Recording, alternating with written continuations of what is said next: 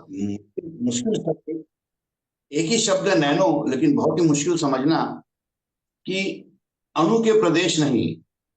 तो अणु भी तो कोई जगह घेरेगा आकाश में, तो क्या अणु एक ही प्रदेश, एक प्रदेश बोल सकते हैं या प्रदेश ही नहीं बोलेंगे? और दूसरा प्रश्न मैं साथ ही जोड़ दूं कि भगवान ने मैटर के बारे में बताया, तो क्या एनर्जी और फोर्स के बारे में भी बताया?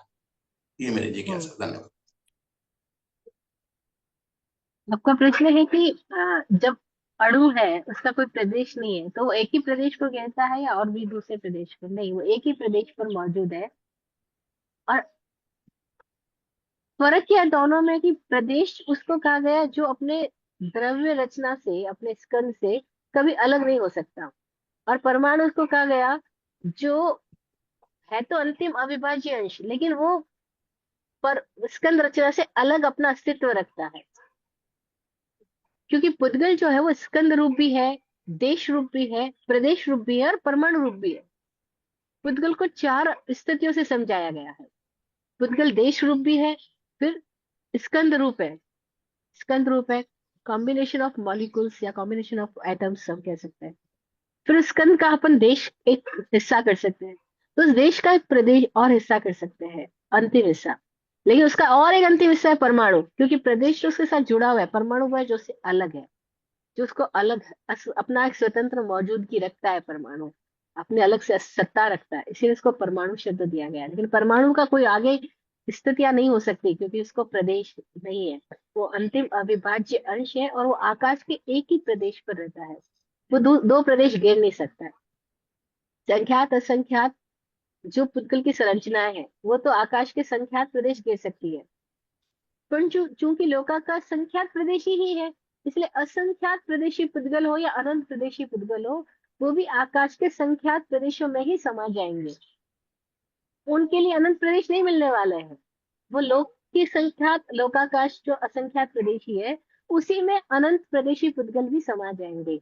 और परमाणु बस एक ही स्थान रह सकता है, एक ही आकाश प्रदेश पे रह सकता है, वो दो पे जा ही नहीं सकता। ये बात सूत्र में कही गई है।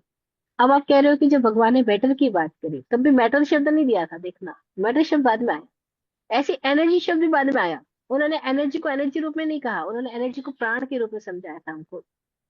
एनर्जी शब्द नहीं आया था उस समय, क्योंकि उनके समय की शब्दावली डिफरेंट थी। आज जो हमारे समय की शब्दावली है उसमें बहुत अलग चीजें आ चुकी है, कि नए नए शब्द आते रहते हैं, क्योंकि समय के साथ भाषा भी डेवलप भी होती है और भाषाएं पुरानी भी पड़ जाती है। तो महावीर की भाषा आज हमारे लिए पुरानी पड़ गई है। आज हम किसी बच्चे को पुद्गल शब्द बोलेंगे कुछ समझ में नहीं आएगा, समझ में तो मैटर भी नहीं आता, एनर्जी भी नहीं आता है। लेकिन फिर भी वो मैटर और एनर्जी सबसे वाकिफ हो रहे हैं, क्योंकि वो ऐसी किताबें पढ़ रहे हैं जिसमें शब्द आ रहे हैं। लेकिन वो ऐसी किताबें नहीं पढ़ रहे जिसमें पुद्गल शब्द आ रहा है। और महावीर ने उस समय पुद्गल शब्द दिया था, उसमें मैटर शब्द नहीं दिया था। और आज हम समझने के लिए उस पुद्गल को मैटर बोल रहे हैं, और मैटर इन प्रोसेस बोल रहे हैं। एक ऐसा मैटर जो प्रोसेस में, और प्रोसेस का मतलब ही क्या है, गति है। और गति का मतलब क्या है, एनर्जी। तो गति और एनर्जी की बात तो हुई ही है।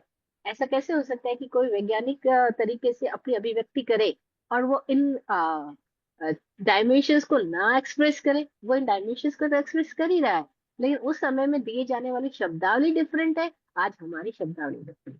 तो जब उन्होंने पुद्गल में परमाणु की बात करी है, आज उन्होंने एटम वर्ड यूज नहीं किया लेकिन परमाणु वर्ड यूज किया है ना, आज हम उसको एटम बोल रहे हैं। तो ऐसे उन्होंने एनर्जी की भी बात करी है, उन्होंने कण फोटोन की भी बात करी है, इलेक्ट्रॉन्स की भी बात करी है, तो उन्होंने इस रूप में नहीं करी है। किस रूप में करी है? वो 5वें चैप्टर में और आने वाले सूत्र है, उसमें आपको ये बातें जब हम करेंगे तब आपको समझ में आएगा कि उन्होंने किस तरह से इन इलेक्ट्रॉन प्रोटॉन्स न्यूट्रॉन्स को किस तरीके से समझाया। भगवान महावीर के वो शब्द क्या रहे थे, वो हम आने वाले शब्द सूत्रों में, ये आने ही वाले सूत्र है उसमें चर्चा आने वाली है सारी कुछ। Thank you. Thank you.